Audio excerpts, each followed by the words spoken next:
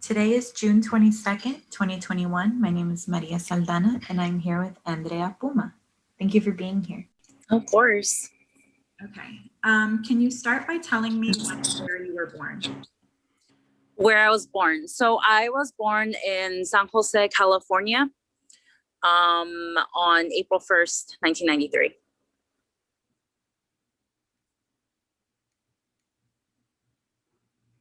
And where did you grow up?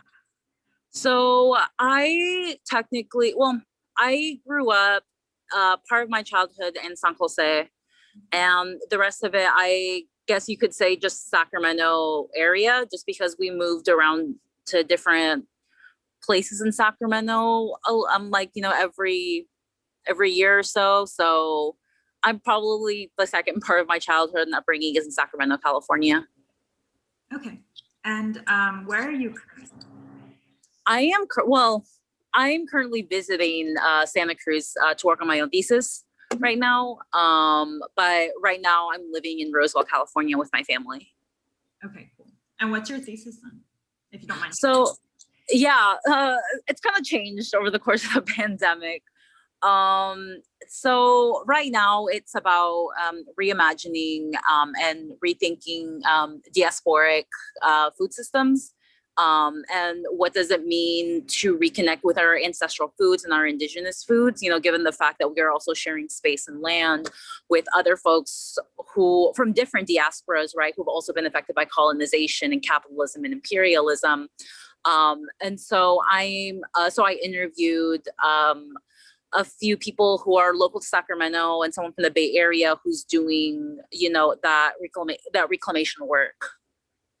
That sounds really interesting. Yeah, it was definitely a journey getting there. Because it actually started out being like about sort of, I think, unpacking, or what I called, and like I recognize this maybe like a problematic term now, but like decolonizing Peruvian food.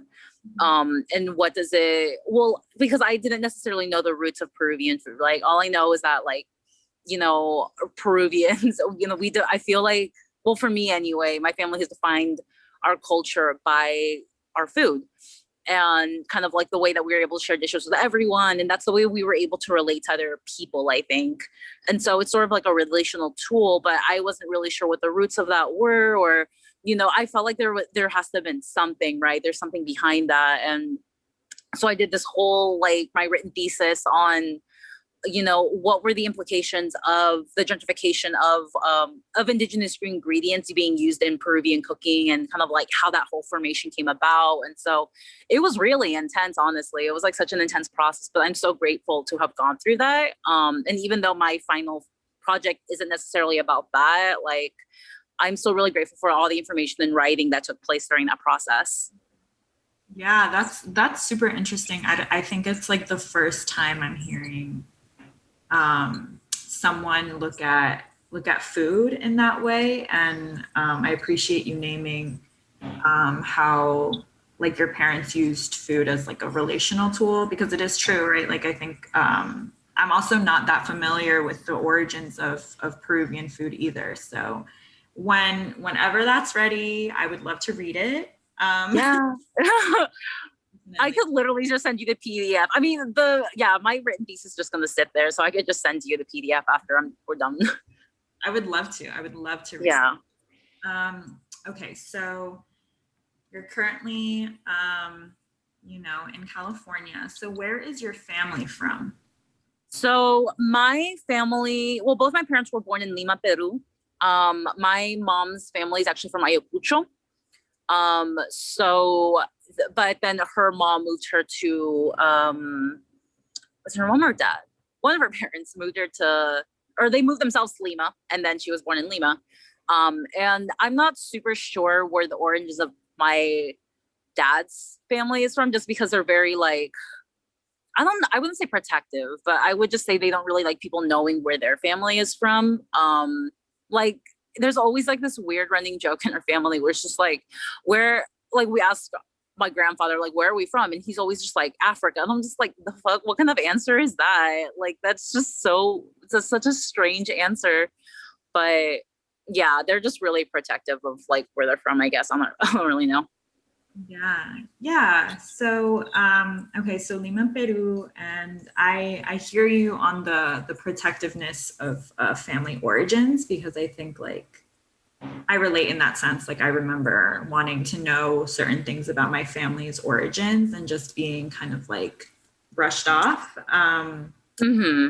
I don't know if that's a common experience for folks, but I think definitely as I've like unpacked my own indigeneity, I Yeah, I was gonna say it's like it seems like the well, I'm like I would like the maybe like the darker skinned members of my family who I would consider indigenous, right? They're the ones who are more protective of their own roots than like the lighter skinned folks in my family, right? Because they proudly are just like, oh, we're Peruvians, and then we have roots in like Italy or like Spain or whatever, right? And but then I'm like, okay, yeah, I get that, but I want to know where the rest of my family is from.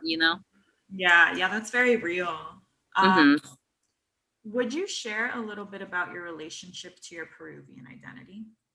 Oh, girl, that's been like a, oh, that's a question. I think it's been complicated, I would say, because well, I mean, I grew up in California, right? And I didn't grow up about many Peruvians, honestly. Like, I literally thought me and my immediate family, right, my cousins and like my uncle and like my parents are the only Peruvians in all of California, right? Because we didn't really, yeah, we just live in the area where there's not that many Peruvians. And so I grew up in a sort of Latinx culture that was very much colored by, I think, the Chicano culture in California, right? Which is, very prominent and understandable. And so in a lot of ways, I grew up within that culture, but also like recognizing that that wasn't really my culture, right? Like I have no roots in Mexico. I have no roots in like the ancestral lands, indigenous lands that are now known as Mexico.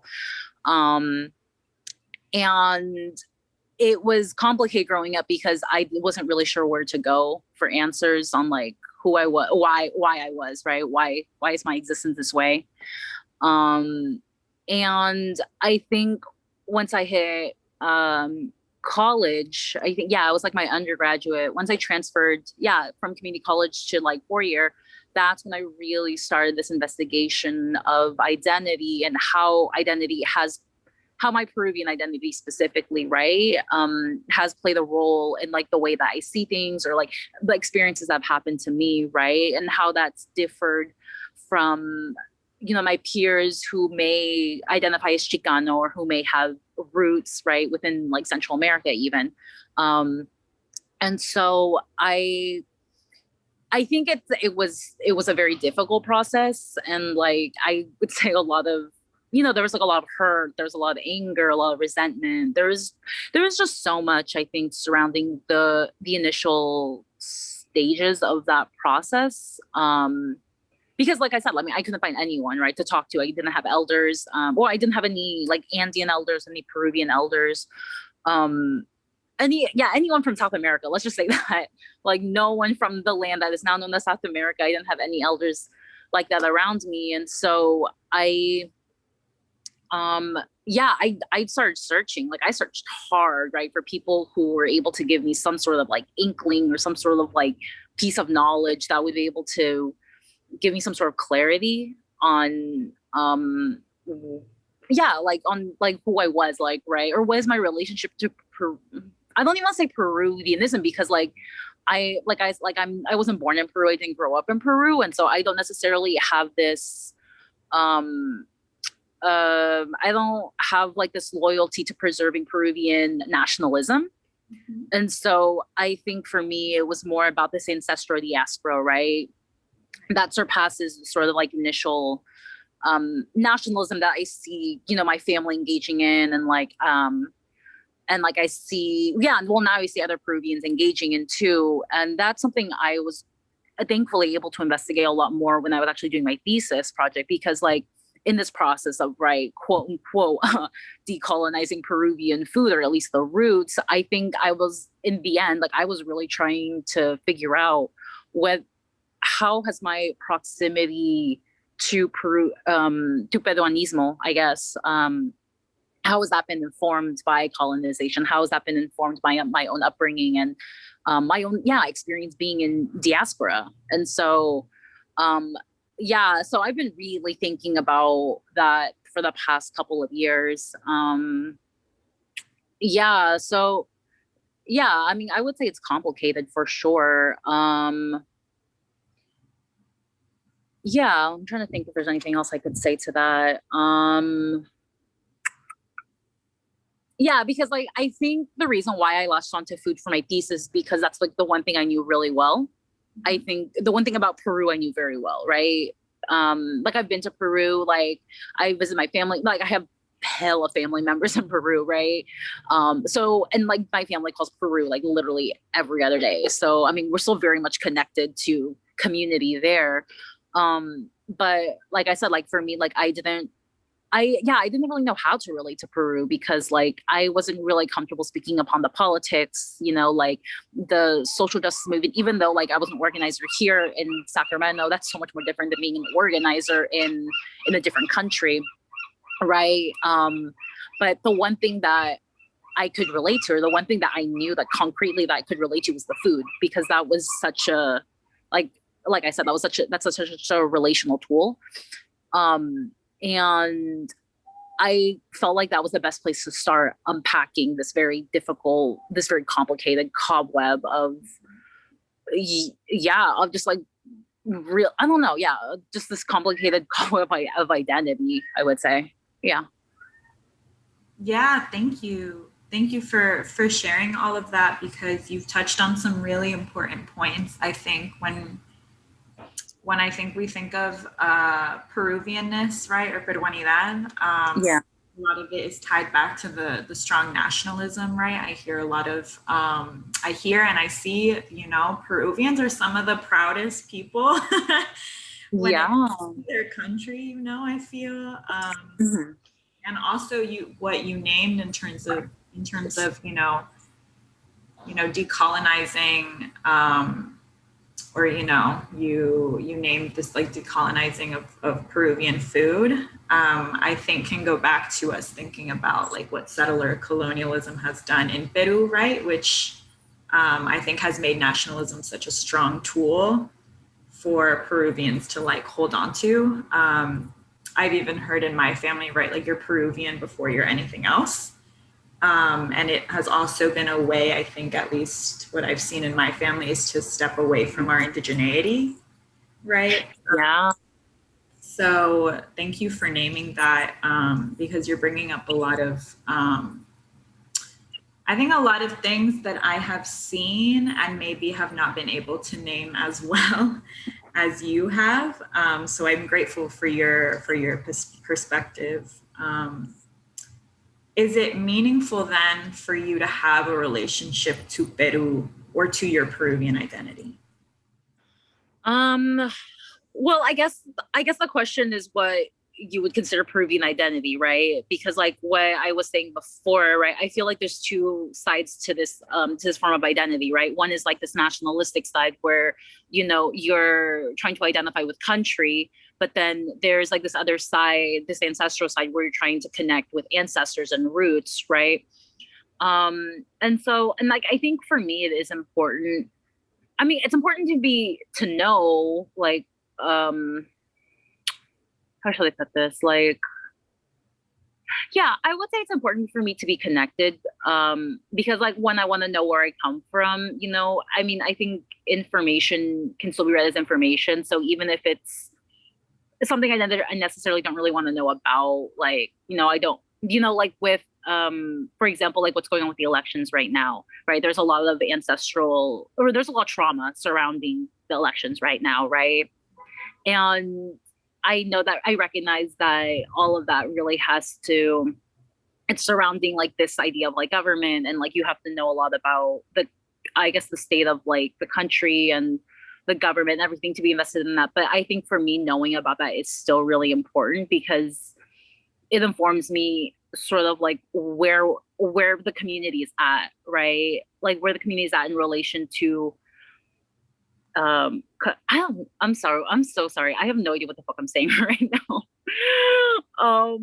You're okay. I think it's just important. Like I think just knowing about your background is important, you know, and like, yeah, just because like, why would you want to lose that? You know, that's where you come from. And I mean, I think it's colonization that tries to take that information away from us. It's white supremacy that tries to erase that part of ourselves. And you know, if you were born in the U.S., you know, say like you're American, or you're even like as far as to say like, oh no, you're Latinx, and I'm just like, no, fuck you, you know, like I'm like whoever I want to be. You know, you don't have to give me a label. You know, you don't have to homogenize me, right? Because not all of us have the same experience.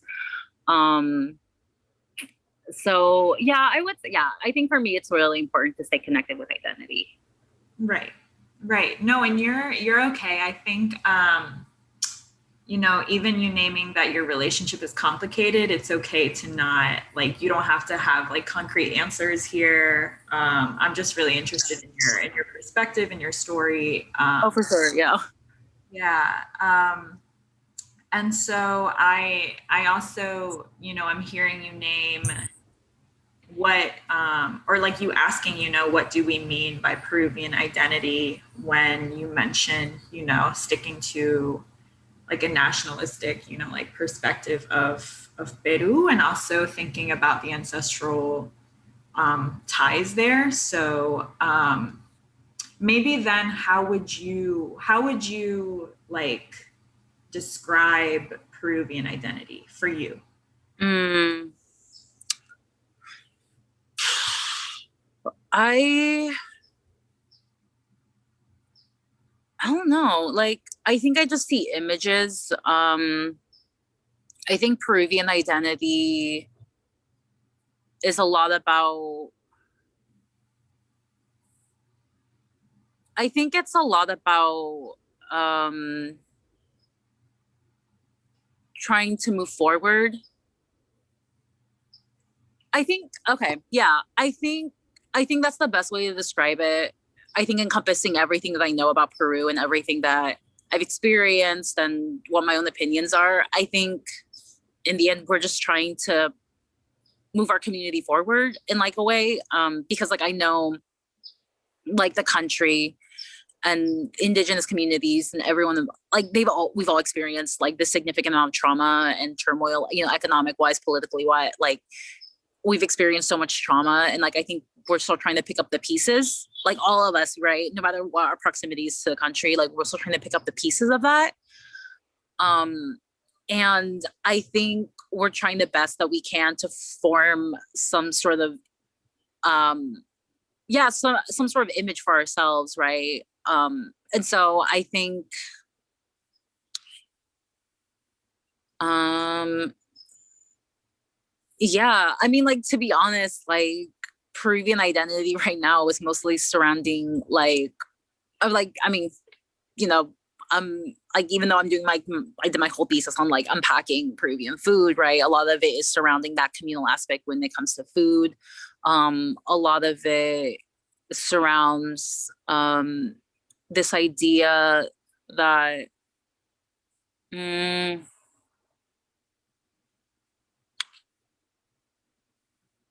I don't know, actually. Yeah, that's a good question. I honestly haven't really thought about like a direct answer to that question about like how do I relate to Peruvian identity, or what does a Peruvian identity look like to me? Because I think but yeah, because like I mean, I think it's not even Peruvian identity so much, right? It's more like this Andean diaspora that I'm more interested in connecting with, I think. Um yeah. I know that's kind of like a non-answer, but I guess I don't really have an answer to that question. No, you're fine. I know that, you know, I don't know if we're really given spaces to think through or maybe like articulate answers to these questions. I think Yeah. kind of just like lingering in our mind, right? And like you said, we're still trying to pick up the pieces. I think collectively, like, you know, the Peruvian people have been through a significant amount of trauma. And we feel it all differently, right? Depending on the generations, depending on what we've lived, Right. where we are in the diaspora, or if we're in Peru. you know, the proximities to it, where our families are from. There's so many factors that go into how someone can view their Peruvian identity. So Right. it's totally okay. Yeah. Totally okay. But on that note, you know, you named growing up in California, you know, in around Sacramento, and touching on how, you know, you saw a lot of the Chicano like cultural influence in like while you were growing up, and not as much like, or not as many Peruvians around you, right? Right. So I'm wondering how the experience of living in the diaspora has affected your understanding of, you know, a Peruvian identity. Um, I mean, like, I think that's kind of like what I was saying before. Like, I felt really disconnected from what it means to be Peruvian. Just because in California, and yeah, I can only speak to my experience of like the quote unquote like Latinx experience in California, and a lot of it is very much centered around the Chicano experience. And so I already knew that I don't relate to that. Like, I can't really relate to that in a way. And so I think that, yeah, my relationship with Peruvian identity was just so distant. Because I didn't really know where to go for that, right? And like, I think, and like on top of that, you know, we have this whole conversation on, you know, what does it mean to appropriate, right, Indigenous identity, or what does it mean to appropriate like our own culture? And I didn't really want to engage with that either. But I didn't really know what that looked like for Peruvians, especially, right? Like, I know my peers who, you know, who have, you know, Mexica ancestry, Aztec ancestry, Maya ancestry, talk about what their relationship is with their own ancestral lands, right? And that kind of helped inform me of like, how is it that I can relate to identity? What parts of my identity,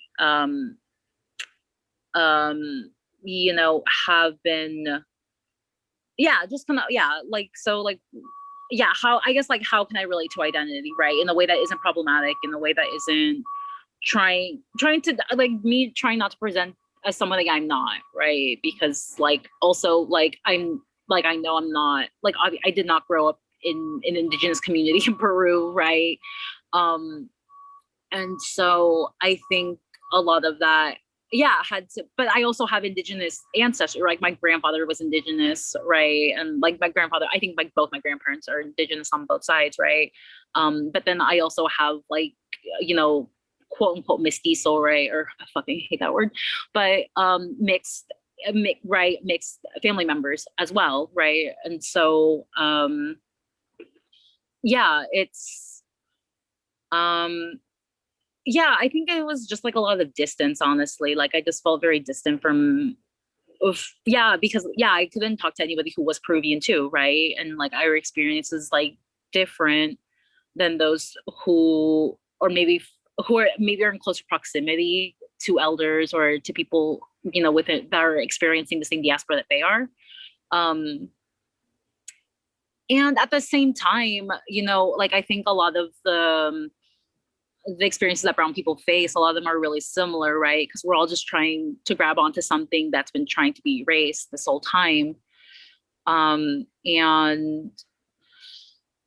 I think that there's some sort of like, yeah, there's like a sort of like solidarity within, or very like tender solidarity within that, and knowing that you're not the only one who's going through this, and you're not the only one feeling as though you're like the only one in the community, right, of your experience too. Because like, there's also a lot of other people in community that aren't in close proximity to their elders or in family or, you know, ancestral lands, and they're going through the same thing too. So yeah, I mean, and like, I think that like, in my journey of trying to relate to Peru, or how do I even relate to Peru? I think that like my peers who identify as like whatever, as Chicano, or you know, as having ancestral background in Mexico, right? I think they've been very kind, and they've been very supportive in that. Like, they understand my frustration. They understand that, you know, like Latinx culture in the in California can be very homogenous, and it can be very like quote unquote Mexico centric, right? And so they've yeah, and they also showed me, you know, like we like our ancestors, like they traveled, they visited each other too. I mean, it's not like we were completely I mean, borders didn't exist, right? It's not like we were completely cut off from each other, you know. We exchanged knowledge, right? Like there's like this tale about like the condor and the eagle, and that's literally about, right, like the, you know, about, you know, indigenous communities from like Central America, indigenous communities South America coming together, right?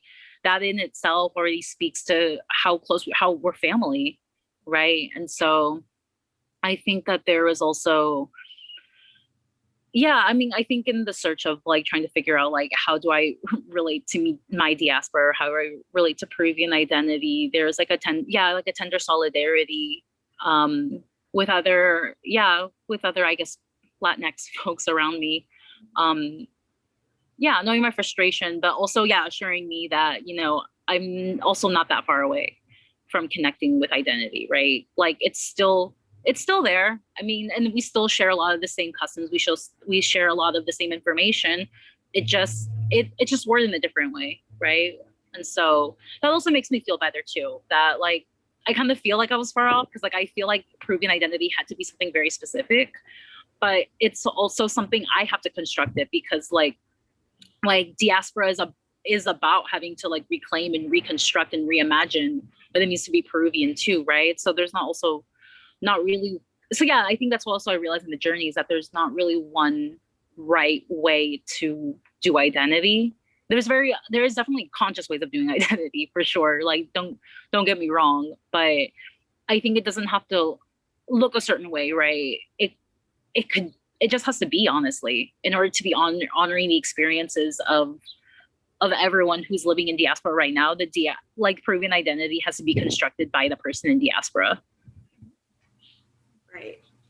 Yeah, absolutely. Thank you for naming that, because I love how you said that, you know, to be in the diaspora, part of it is to reconstruct, to reclaim what it means to be Peruvian, what it means to have a relationship to Peru, to a Peruvian identity. And it is, right? It is so important because there's not a singular, you know, you mentioned the homogenization that happens under like, you know, the umbrella Latinx. And there is yet still no like one Peruvian, right? No one way to be Peruvian or to understand Peruvianness. And I think that, you know, part of why I'm collecting these stories, these testimonios is because of that. Like I didn't grow up seeing many Peruvians besides my immediate family. Right. And in that sense, a lot of my own understandings with Peru and Peruanidad have also come from that reconstructing and that reclaiming. And, you know, I was sitting in academia and I wanted to do a project on Peru, on queer Peruvians especially, and I just didn't see us, right? I didn't see us in for sure. Yeah. Anywhere. But like beyond that, like I didn't see us in the media, you know. Just recently have I been seeing us a lot on social media, but that's also been a process in and of itself, you know.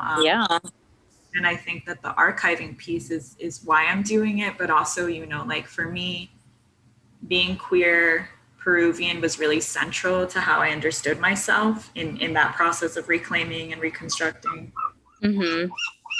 And so I would have loved to know that there were other folks, right? Like at least definitely. At least to hear how they think or how they view things. And so if it's all right with you, I would like to shift a little bit into thinking about or talking about queerness. Yeah. Yeah. And so what about your queer identity? Can you talk to me a little bit about that? Yeah. So so I identify as a non-binary femme, as a queer non-binary femme. And like I think oh God, being queer is so beautiful. I love being queer. because you're always just like changing. No, because like I feel like we're just like butterflies, right? We're always constantly oh shit. But just like okay. Yeah, I feel like we're always just like constantly changing, going through a process of metamorphosis and trying to figure out who we are. And so like I love being queer. Like I do.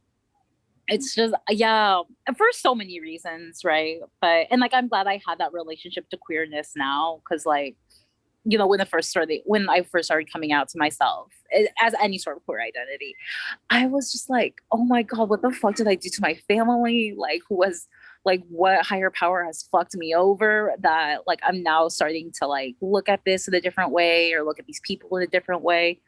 And I think that yeah, I mean, like just like my own relationship to Peru, like my relationship with queerness was so complicated at first, but it just transformed into something so beautiful because like I think that I being queer has so informed me so much about sort of the in between spaces that exist in just like life. You know, I mean, I know this is like super cliche to say, but it's taking me out of like living my life in such a like this binary way instead of like a black and white way. And like we're just living in these beautiful like shades of gray, or I don't know, gray can be such a blank color, but we're just like living in just like in this aura of just like of colors just shifting into each other, right? And so I think that yeah, dude, I love being queer. I love that. I love to hear how you described, you know, this like metamorphosis because that's so true. I think that, you know, queerness is definitely not linear. No. You know, and it's constantly shifting whether or not we've attached a label to our identity, right? Yeah. I think it can constantly shift. We're going to feel differently about it. But I love to hear that it feels beautiful to you. I love to hear that you sound very like at peace in that in queerness. And so, what does queerness mean to you? Ooh, I think queerness means living beyond the material and living in sort of like this transcendental state of like knowledge and consciousness. Like I think well, yeah, I mean with being queer, you have to see kind of past like what's in front of you, right? Well, because that's like the way that that's just like the where we survive in the cracks of like time and space, and we survive in little pockets of like nothingness but also everythingness. And I think yeah, being queer is so much more than just like a sexual orientation or anything. It's a framework for your political stance. It's a framework for the way that you live your life. It's I mean it's honestly freedom. Like it's what it is for me anyway. Like queerness is just being free, and like your the definition of your existence is only limited by like however far your imagination can reach, you know. And like I think that's why being queer is such a metamorphosis, right? Because like the more we find out about ourselves, the more we can change and mold and adapt to um yeah, to who we are as people, the more we can tune into our like our higher power.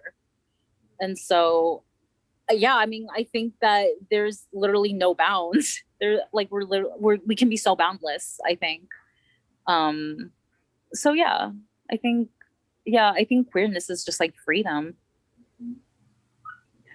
I got chills while you were speaking about, you know, the boundlessness of queerness.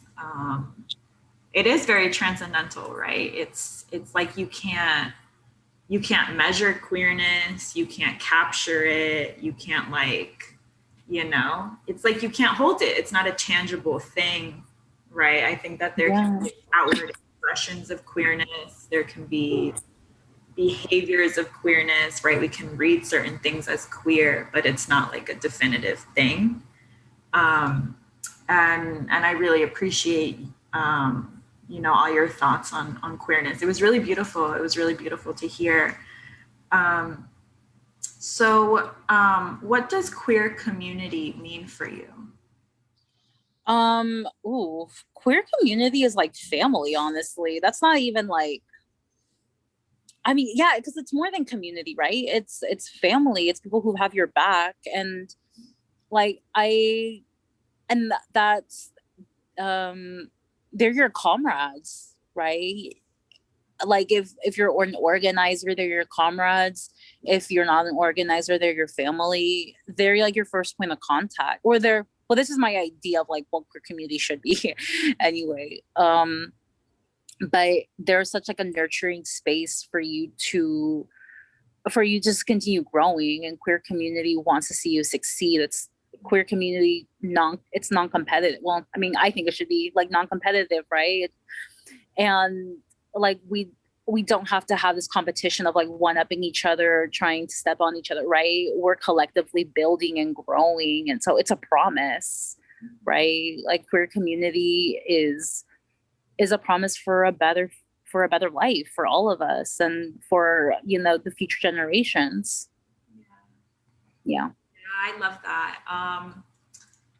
I I don't know if you've heard of, like, when you were naming that queer community as a promise. I don't know if you know of Alexis Pauline Gumbs. Yeah. They have a poem that they wrote, and I think it's like something like survival as a promise or something like that. And I think as you're naming queer community, that's what comes up to me. It's a really beautiful poem that they did, and I believe in a workshop. It was like co-written by the folks that attended. And they named so many things, right? Like Orisha being a promise, like care being a promise, right? Like all these things. And I think how you spoke of queer community, it reminds me of it. So I definitely recommend it if if you haven't read it, or but it's just like what came up for me when you were naming that. Do you think you found a queer community? Yeah, I definitely think so. I mean, like it definitely changes like shape and form, just like queer identity changes shape and form. Like I think community changes that way too. Um, but yeah, I mean, I would say that I found my queer community where I live, and it doesn't even have to be like, they have to be kind of like physically close to me, you know. Like thankfully with social media and with internet access, you know, I've been able to maintain friendships and relationships, you know, with my queer community, even though we're not in the same space. So yeah, I would say so. Okay, cool. I hear you in terms of like physical like proximity. I think definitely Mhm. social media has been such a tool for creating like those intimacies, right? Yeah. Relationships I've maintained strictly like online, especially during the pandemic. Hmm. And so, what does it mean for you to simultaneously identify as Peruvian and queer? Um, I don't really know actually, because I think that I only really started looking at that maybe, what year are we in? Maybe 2 years ago.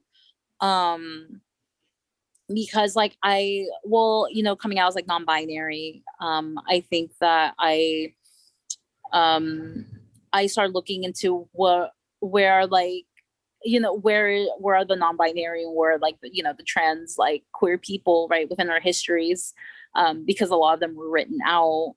um and so there's this book that I was reading called Decolonizing the Sodomite, and it was about how well, it was a documentation, right, on like where queerness and transness and non-binariness existed within Andean cultures, and community, and how the Europeans kind of wrote us out, right, and how they changed certain images, or how they changed certain yeah, phrases in order to fit their very binary limited understanding, right, of what a community should be, right. And so um yeah, I think that process is just starting.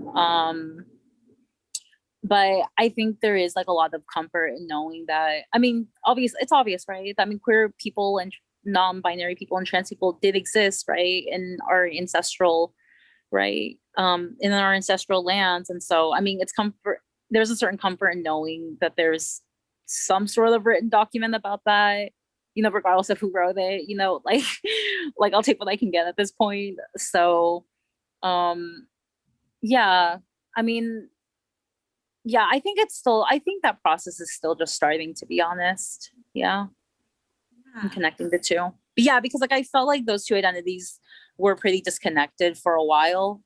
Um, because I wasn't really sure what queer community looked like, in Peru, or I didn't really know many queer Peruvians. I mean, that's just like I mean, if I could barely find Peruvians, queer Peruvians is like were so hard to come by, right? And yeah, I remember following I feel like they go by Flor Pacha now on Instagram.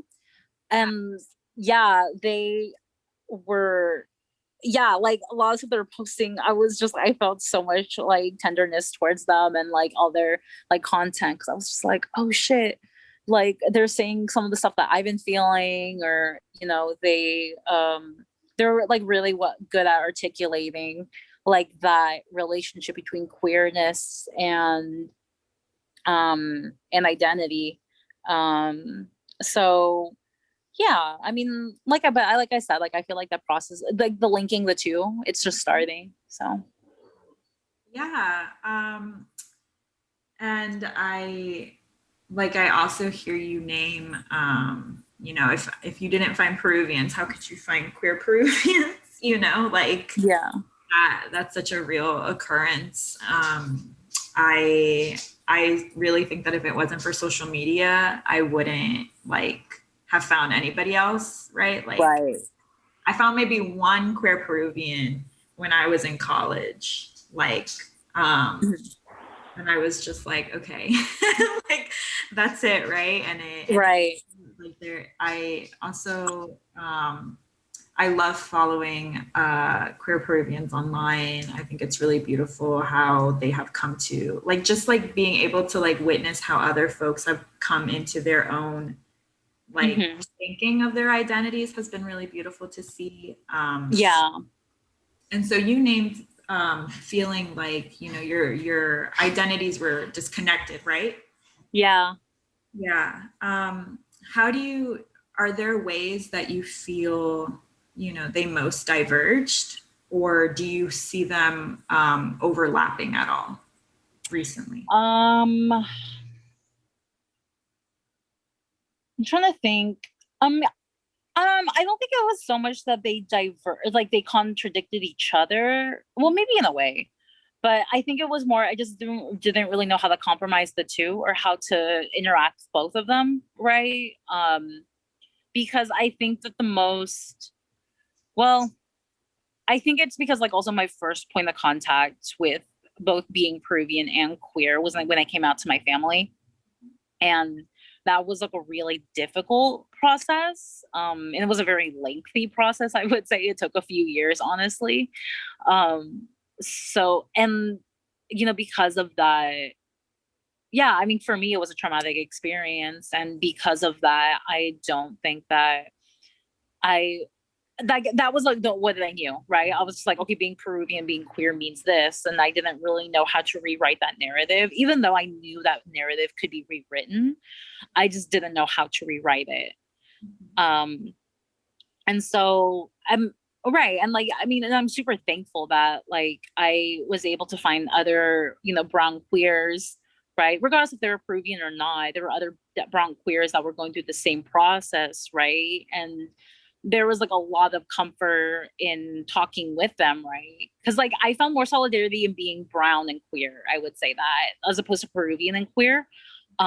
Because it was so much more easier to come by brown people, right? Or people of color that um that were also experiencing similar things with their own families, right? Because like even though we were all from different backgrounds, I mean, I think there is like yeah, there is a commonality of like there's sort of like this traditional nationality, like right, associated with um I think, yeah, I think maybe with like immigrant, or at least with my own immigrant family, right? Like it kind of feels like the further away they traveled from Peru, the closer they hung on to their nationality, right? And so, and like I saw that a lot in my own peers too.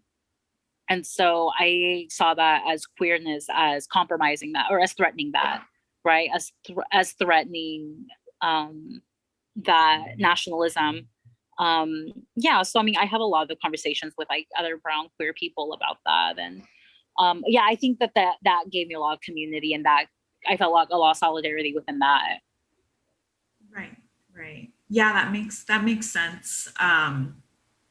And so you spoke of, not knowing what it looked like to rewrite that narrative, right? Of Hmm. you experiencing trauma, and you knew that it was possible for it to be rewritten, and yet you didn't know how, right? Hmm.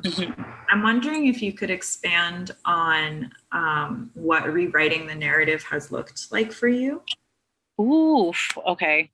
That's a well, that's a nice story, right? Well, I mean, I think that's also, I mean, it was very painful at first, I think. I think first it was validating my experiences, right? I think it was like first validating my emotions, regardless of what they were. I think validating like, no, this is something real that happened, right? These traumatic experiences surrounding queerness is something that happened and it wasn't okay. Right. I think it was like first telling myself that it wasn't okay because like I think a part of me felt like I deserved it. And it was my own, yeah, it was the kind of like I was responsible for like my own for this traumatic thing that happened, right? For my own pain. And so I think it was first trying to tell myself like it wasn't okay. The way that the people treated you wasn't okay. Um and then after that, I think it was about kind of finding a lot of, I think, trying to find narratives or trying to find examples of queer people who just survive, right? Who just survive their experiences. I think because I had to start there, right? Because like I think the media also doesn't really help. I think queer media at the time, and I think so now. Like I think there's a lot of pain surrounding queer media, and there's like a lot of trauma surrounding queer media. And I think finding like good representation and examples of like queer people surviving or reading stories about, you know, um, queer figures like in history, fighting for their right to exist, right? And I found that like really inspirational. I think because some of it had to do with culture, like I think having to heal myself culturally speaking too, knowing that like, my culture, it's not like my ancestors hate me, right? It's more just like right now, it's my family that is having like a difficult time, um, just having a difficult time grasping the situation, right, of what's going on right now, right, or at the time, right, when I was coming out. Um, it has to do more with them, but it's not like my ancestors hate me, right? I think, I don't know, I guess it's like a weird thing to say, but yeah, I think that yeah, having to have also like a healing surrounding that aspect of my identity, I think was helpful for me too. Um and honestly, over time, it's just trying to find joy within queerness. It's trying to find like healthy, like examples of what a healthy relationship looks like for queer people. Because like I think like there's also like this assumption that, not this assumption, but I think there was like I grew up with hearing that queer people couldn't have stable relationships or everyone was gonna end up, you know, either like cheating on each other, divorcing each other, whatever, right? And so like queer people could not be happy. I think that was the narrative that I grew up with, right? Um, and so I think it was like a really like trying to, if not find space, then make space for that happiness to exist, right? And also trying to break away from like this heteronormativity of what does like domestic happiness even look like for queer people, right? Because like I think that yeah, in the end, like I want a family and like I want a partner and all of that. Like I mean, not right now, but like eventually I'm gonna want that, right? But what's that look like for queer people? Because like from what I've seen in the media, like we're fucking each other over like left and right, and like that's not okay. And so I think it's probably also finding like other pieces of queer media to consume that contradict like I think the mainstream sources of queer media. So yeah, I mean, and also yeah, just being tender with other with other my fellow queers and with each other, because like we're all trying to survive, right? We're all just trying to be kind and compassionate people. And so I think it's knowing that even though we mess up sometimes, it's not like it's not like we're going to dispose of each other, right? It's not going to be like, okay, fuck you, you're out. It's like also knowing that we can continue to grow and change around each other, or finding people to grow and change around, right? And knowing that from one moment to another, we're just not going to dispose of each other, because we're not disposable, right? If we're trying to work towards this like collective liberation, then we're going to have to learn how to work with each other and like build together. Sorry, I have no idea what happened. Yeah, so yeah, I think rewriting that queer narrative, honestly, like it's been a lot of things. It's just been a lot of things. But I think in the end, it's just, I guess, forcing myself to find joy, even if I didn't see any. It's just forcing myself to find joy and love within these spaces. Thank you for sharing all of that. Because I think that process of rewriting the narrative, the queer narrative, right, is like labor in itself that I think that we have to take on, right? If it's almost like we have to take that on if we want to feel joy, right? And right. I think maybe it doesn't look like that for everyone, but there is definitely still something to be said about the very real occurrences of harm, of violence, right? That queer and trans folks face, not just like here in the US, right? But in Peru as well. Right. Because no, for sure. Because like personally for me, like I'm fortunate enough to live in an area where at least for me, no physical harm has been done to me because I'm queer, right? And so I'm so grateful for that experience, but I can't say the same thing for my friends. I can't say the same thing for, my siblings in other countries, right? Because that harm is so real. And so, but then when that's the only thing you hear, right, and that's the only thing then it's just like, is this what's going to become of me? Is this right? And so it's for sure.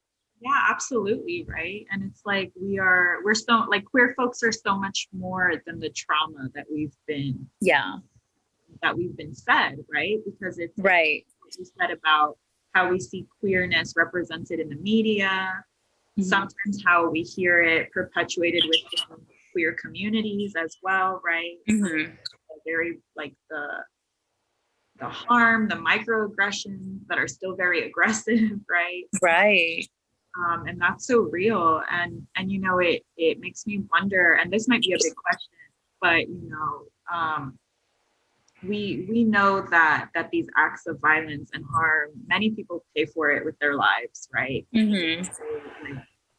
So, queer folks, like the harm is enacted upon our bodies, upon our minds, our hearts. So my question to you is, how do we, as queer Peruvians, right? Because this is, the focus here. Like, how do we survive, right? How do we survive this violence, this harm, these narratives? And you've shared a little bit about how you've done it, but how do we move? How do we move after experiencing pain? Oof. I don't know, because like I think the process is different for everyone. Like I think collectively we have to hold each other through that, right? And I think that there has to be space for anger, there has to be space for frustration, because that's valid, that's warranted, right? Because we're having people hurt us and we're having people hurt their siblings. And so why wouldn't we be angry, right? Why wouldn't want to like fuck shit up, honestly, for lack of a better word? And I think there has to be a space for grief, and just to let each other know that there's not really like a deadline or a timeline to heal from that experience, right? Because like this history of violence is historic, right? it's been something that has continuously happened to the trans and queer community, especially the trans and queer community of color, right? People of color, you know, for decades. And I think that, yeah, while the process of healing may look different for different people and people may feel like they have to do different things to heal and work through that, I think in the end, just giving each other space to hold us and just to cry, just to, right, and just to kind of experience those vulnerable feelings, I think that's the best we can do for each other, you know, because we're going to want different things in the end. Some of us want reparation, some of us just want to be left alone.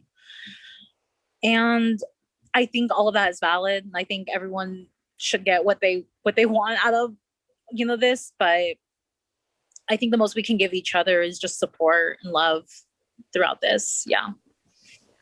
Yeah, absolutely. And that space, right, is so important to be able to have spaces where we can actually hold each other, and to feel all the range of emotions, right, that are going to come, because it's true. Yeah. Right? At the end of the day, we're going to want different things, right? Yeah.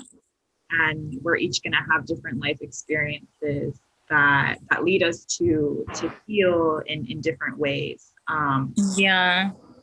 So thank you for naming that. I think it's really important to be able to name the things that we may want, right, to be able to and need to be able to move. I wonder if there are any other identities that are particularly salient to you. You've shared about, you know, being queer non-binary femme. You've touched on your relationship to your Peruvian identity. I wonder if there are any others that you would I'm trying to think. I would say that I don't know, like I don't really want to call myself a healer, like, because like I feel like I'm so weird about calling myself a healer or being called a healer. But I guess I engage in the curanderismo tradition. I guess like that's the way I like framing it, just because like I don't like calling myself a curandera, and like I'm not a curandera like at all. But I think in that tradition has been so important for me, and like being able to you know, reclaim ancestral identity, and like being able to kind of rework what it means to be in the ancestral diaspora, because like that's been honestly what's been helping me and healing me this whole time. Because I'm not Catholic, like I don't identify with like a specific religious sector, just because I mean I have like such weird feelings towards organized religion, and like I get everyone has different experience with organized religion. That's totally fine. Like I'm not saying that you shouldn't participate if like you still want to, or if there's still meaning for you in those spaces, for sure. But for me, I just don't really find any meaning in those spaces, or there's not really a whole lot of significance for me there. So yeah, for me, like practicing curanderismo and being in those spaces, that for me is what's given me a lot of peace, right? Because there's a lot of agency over your own healing. There's a lot of there's like a principle of being in balance, right? And I think that there's a lot of that I personally see, right, with like my own there's a lot of similarities I see between that tradition and like, you know, what my own family members have practiced, I guess, like in their own like traditional folk healing methods, right? And so there is a sort of comfort I find, like a hominess I find within that tradition too, that I find really familiar. So yeah, I mean, I don't know if I could talk about that. I wouldn't know how to talk about that, but yeah, I would say that's I guess a part of my experience. I mean, not so much my identity, but maybe my experience that's significant to me. Yeah, I mean, I think right now it's kind of hard to name like who I am and what I am, because like, you know, we have all just gone through a pandemic, and I think there's so much of this reworking and rewriting of like identities and like who we are, like as people. How do we relate to community, and how do we relate to ourselves? We've had that humongous time to pause and sit. And so I know there's identities I would have called myself before the pandemic, right? But now that, you know, we're in a different space with that, Like yeah, I don't know. Like I feel like I'm sort of being rewritten now. And so like yeah, I mean, like I don't know what else I would call myself right now. Because I'm still having those conversations with myself of like, okay, well, how do you relate to this identity, or how do you relate to this other identity? So yeah. Yeah, I think that the pandemic has definitely given us a lot of time to pause and Mhm. think, right? Especially because it's, I think, had us think so much about like the ways that we view relationships, and, you know, and thinking about identities, they are so relational, right? Like Right. that other people are able to like inform how we see ourselves and how we come to understand ourselves, right? Like, Right. so it's so true, and thank you for naming your experiences, you know, in terms of like curanderismo and you know, it's funny that you even named that, because I do healing work, right? That's under Hmm. trans, Black, Indigenous, people of color. I've been trained in Black feminist methods, like Hmm. healing justice. That's where a lot of my background is in. Hmm. Still, like to this day, like I get a little weird thinking of myself as like a healer, facilitator in spaces that I'm in.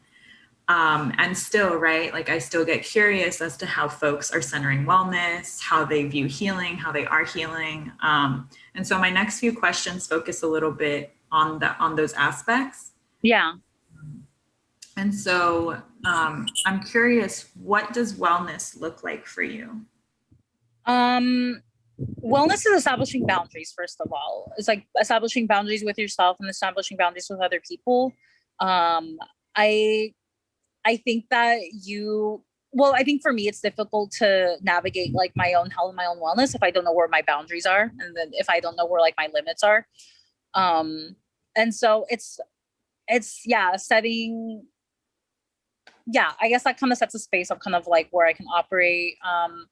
I think wellness is also making sure that you're taking care of your body, taking care of your mind, taking care of your spirit too, because you know we're not just like one piece of, or a whole ass person, right? And so I think we have to look at wellness in a very holistic way.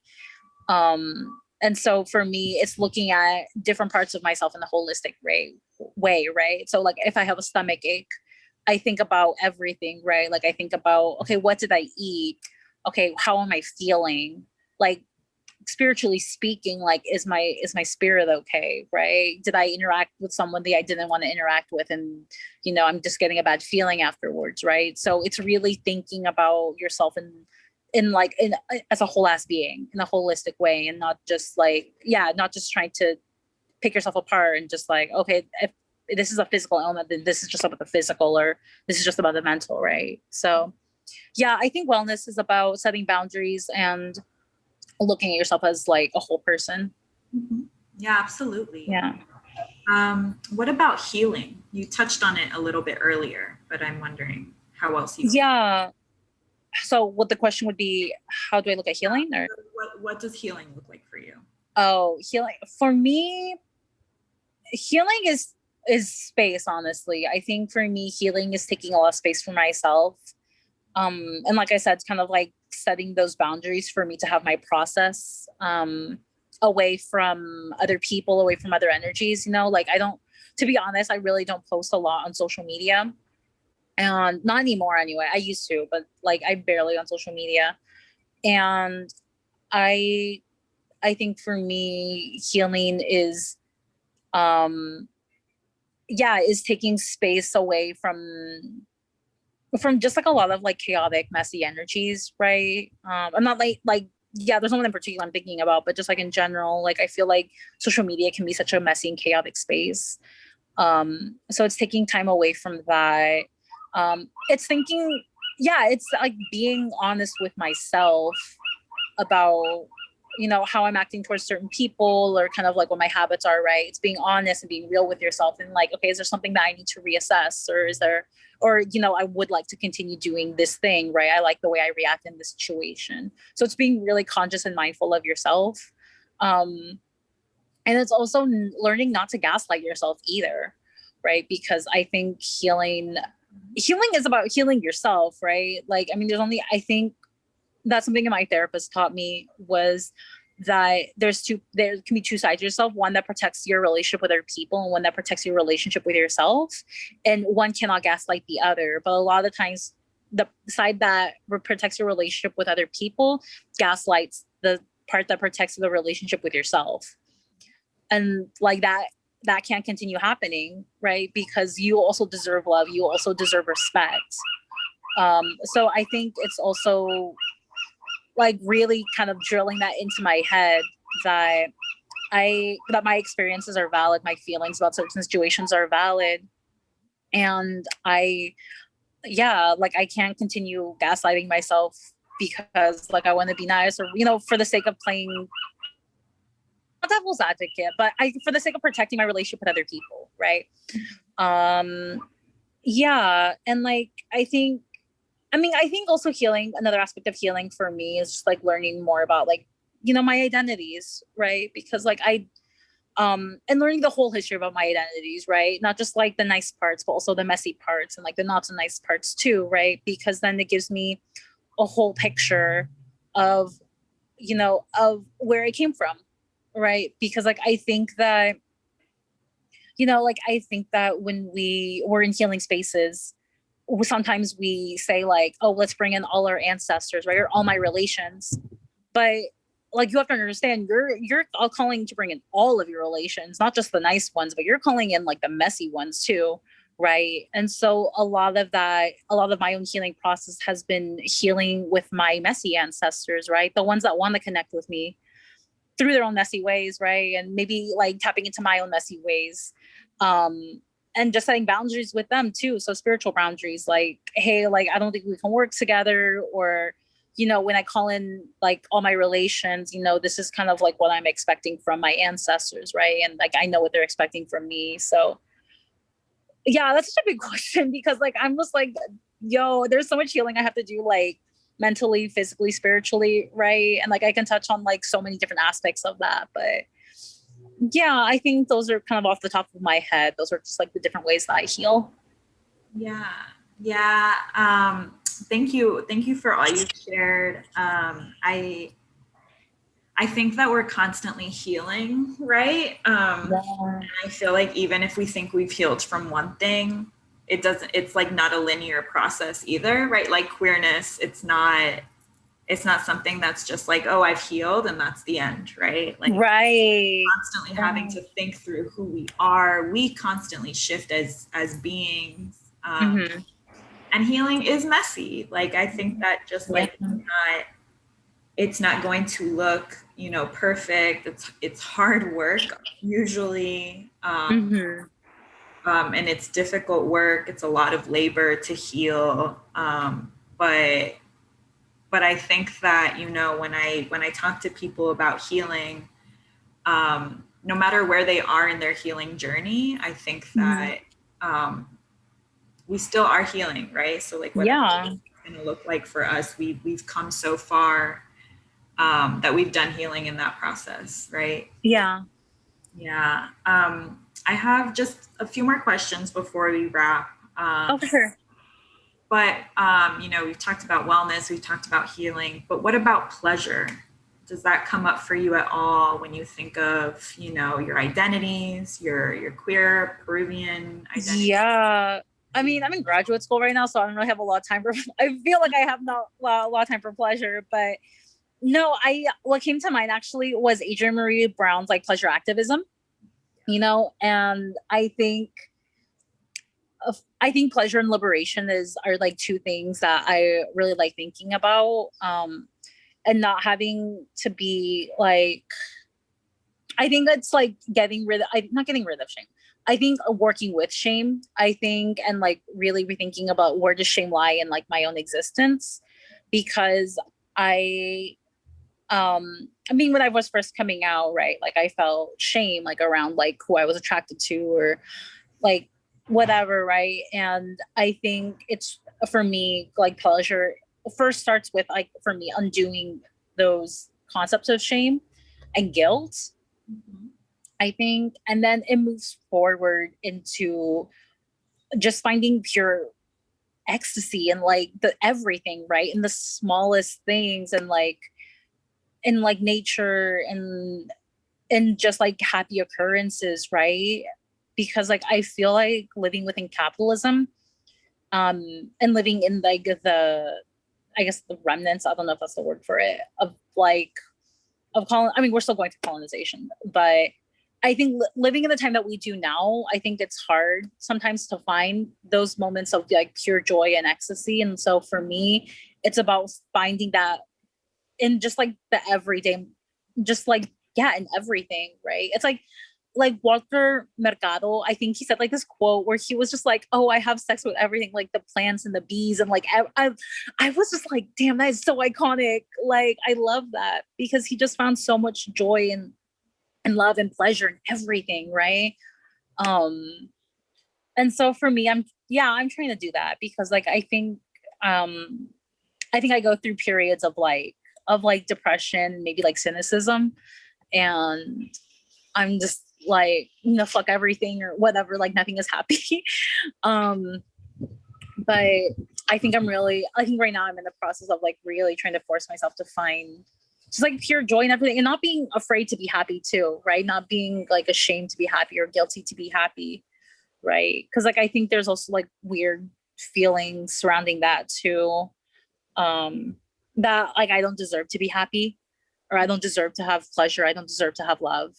Right. And so I think it's, yeah, forcing myself to just be like, no, that's not right. Like, no, you deserve all of those things. That's kind of like, that's like a human right to feel all of these, to feel happiness and to feel joy and to feel love. That's a human right. So yeah, I think that, I mean, I find a lot of pleasure in being queer. I mean, like if it relates back to like queer identity, um, and as difficult as my journey has been with um Peru, yeah, being Peruvian and like relating to Peruvian identity, I mean, a part of me is still really grateful for that because I was able to develop so much of my own personality and like my own principles in that journey, right? Because I was able to define for myself like what was important to me or what is it that I was trying to do with this information because no one told me that. I mean, no, it's not like someone told me like,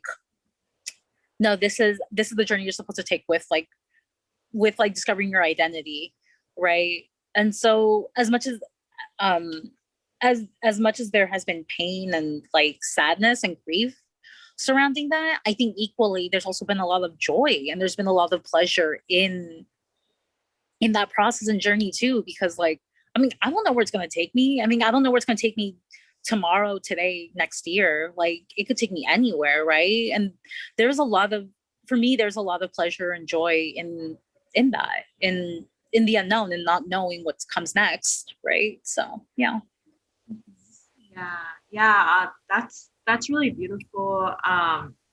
And I also love Adrienne Marie Brown. And as you were speaking, something that came up for me was there's a video that where Adrienne Marie Brown is talking about pleasure, and they say, can we think of pleasure as like a basic need, right? Just like Right.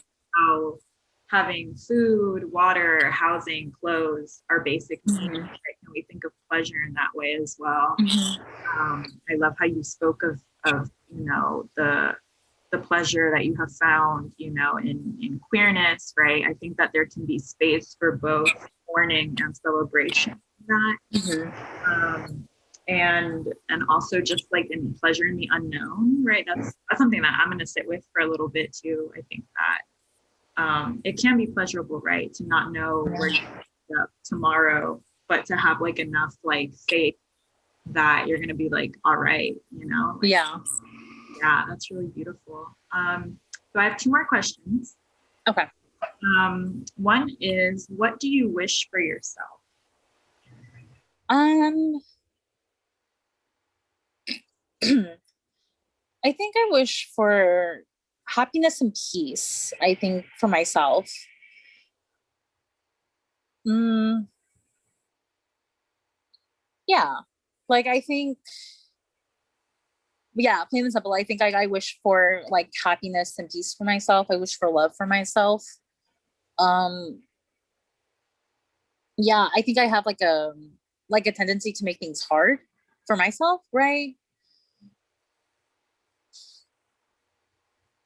Yeah, I'm just gonna leave it at that. Mhm. Yeah, yeah, that's great. And so what about for queer Peruvians? What do you wish for them, for us? Um, Probably the same thing. I mean, like, I wish for liberation for all of us. I mean, like, let's just say that. Like, I want us to be free and happy and like to have our own land and to like grow all the things. I want us to be nurtured. I want us to be fruitful. Yeah, it's so much more easier saying what I want for your community than what I want for myself. Um, I just I want us to just be abundant. Like I want us to just be full of abundance. And I just want things to not, yeah, to not be so hard.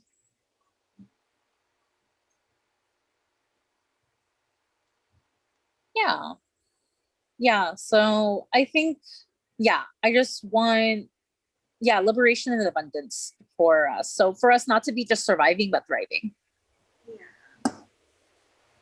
I love that. I love that answer. I love abundance. That has been like my word the whole year. Mhm. Of how, you know, how each of us are so abundant in so many ways, right? Beyond Yeah. beyond that. Mm-hmm. I think especially thinking about queerness in that sense, right? How abundant we are to be queer. Mm-hmm. Um, are there like real struggles and hardships? Of course, right? And I think that there's still abundance in queerness. At least for me, my queer Peruvianness, you know, brings me a lot of abundance. And so I am so grateful that I was able to speak to you, that you've like taken the time to share your story, that you reached out in the first place. It like really means a lot to me, right? Like these conversations bring me nurture, like they nurture me, they you know, add to my spirit. Mm-hmm. Meeting more folks is really special to me. Is there anything else you wish to share with me before we wrap? I'm trying to think.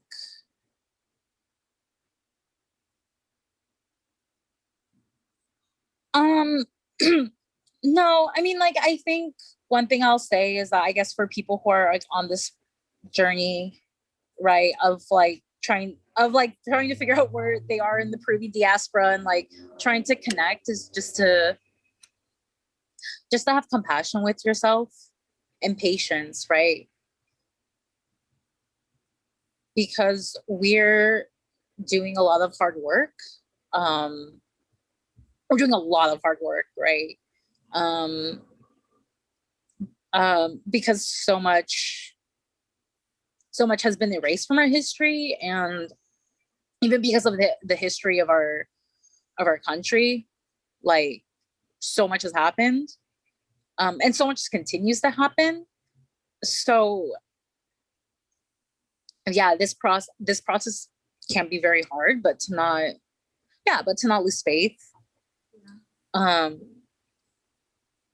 yeah, because like I think we'll get there one day. Mhm. Like I think we'll get to where we want to be. I mean, all of us want to be somewhere different, but I think we're gonna get there, right? Yeah, but just to have compassion with yourself. Yeah. Thank you for all that you've shared, and for the reminder, right? The reminder for gentleness, for compassion. It is such a process for us to like discover who we are. Each of us are faced with so many different things, right? We're each going to have different experiences. So for us to really be able to honor where we are in that journey is really important. Yeah. Yeah. So if there is nothing else, you know, that concludes our interview, Okay. and I can go ahead and stop the recording. Okay.